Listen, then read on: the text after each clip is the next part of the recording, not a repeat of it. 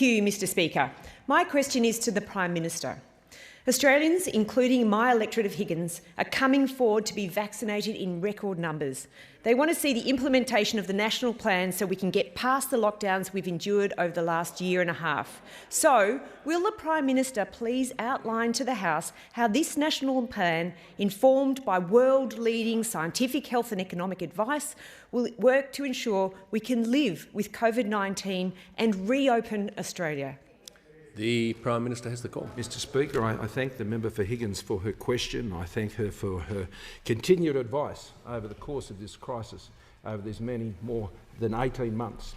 And I found her a great source of advice as we've moved through this pandemic. Mr Speaker, the national plan that the member rightly refers to gives Australians the confidence and hope, Mr Speaker, that they need to open safely at 70% and 80% vaccination rates amongst our over 16 age population, Mr Speaker, and importantly, stay open, Mr Speaker. Stay open and ensure that we live with this virus. That's what the national plan set out achieves.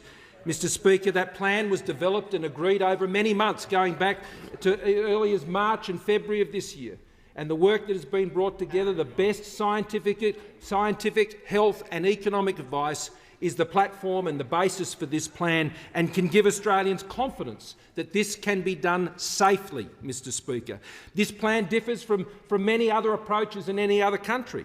It continues to show that Australia is making our Australian way through this COVID-19 pandemic, an Australian way that has saved 30,000 lives, Mr Speaker, and put 1 million people back into work after last year's COVID-19 recession. Mr Speaker, this plan is not about a Freedom Day.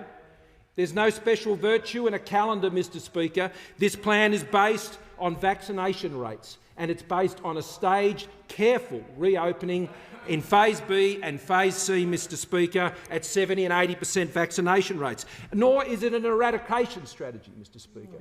It's a plan that accepts and acknowledges and understands that COVID-0 as a future plan, Mr Speaker, is not sustainable and is not realistic, as other countries are beginning also to learn, Mr Speaker.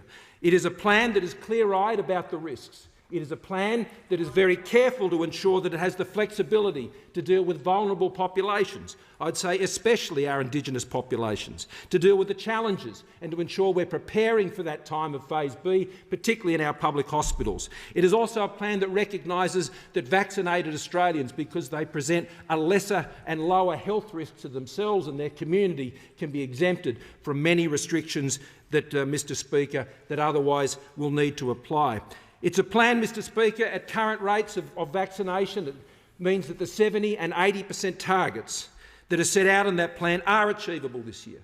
They are achievable when we know 335,000 doses were administered yesterday, Mr Speaker, and soon 1 in 3 Australians will be fully vaccinated.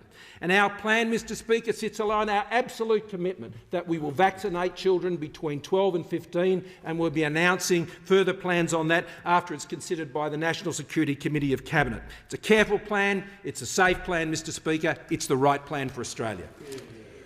And I call